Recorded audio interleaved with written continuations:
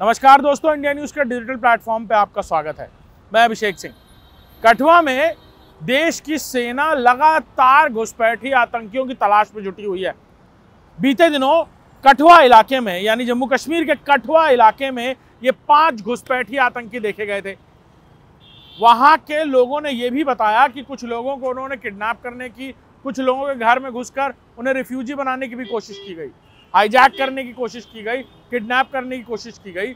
और कुछ लोग ऐसे भी थे जिनके घर में वो लोग दाखिल नहीं हो पाए, उन्होंने विरोध किया। एक वहीं स्थानीय महिला ने बताया कि पहले उसे पकड़ लिया, फिर उसका पति को उसने इशारा किया, उसका पति भागा, पास में कुछ लोग घास काट रहे थे, धान बो रहे थे, उन्होंने शोर मचाना शुरू किया तो बाकी लोगों को छोड़ दिया।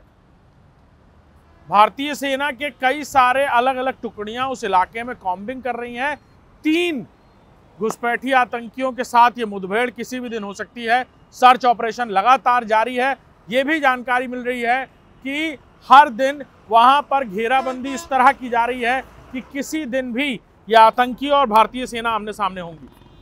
हालांकि बीते दिनों, यानी तकरीबन 24 घंटे से कम का वक्त गुजरा है जब गोलाबारी आमने सामने की हुई है, यानी आतंकियों ने छुपकर भारतीय सेना की कुछ टुकड़ियों पर गोलियां चलाना शुरू किया था। जवाबी फायरिंग हुई, लेकिन जब जाकर देखा गया तो ये लोग वहां से भाग निकले थे।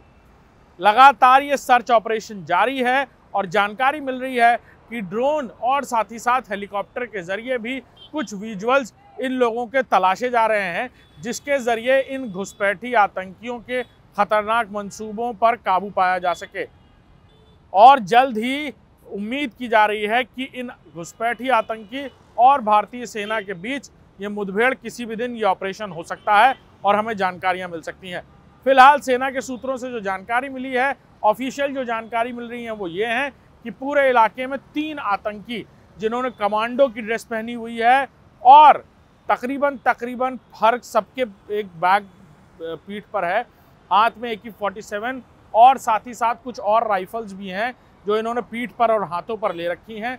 हाथों पर हैंड ग्रेनेड भी देखे गए हैं, कंधों पर टंगे हुए हैंड ग्रेनेड देखे गए हैं और ये बताया जा रहा है कि ज़्यादा एक्सप्लोसिव्स लेकर ये लोग भारत की सीमा में दाखिल हो पाए थे। क्या मंसूबे रहे, क्यों ये लोग ऐसा कर रहे थे, कहाँ जाने का इरादा था, वो तो अब अगर इनमें से कोई पकड़ा जाता है या फिर पुलिस की सेना की मुठभेड़ होती है तभी ये जानकारी हासिल होगी। लेकिन फिलहाल ये ऑपरेशन अभी जारी है। नमस्कार।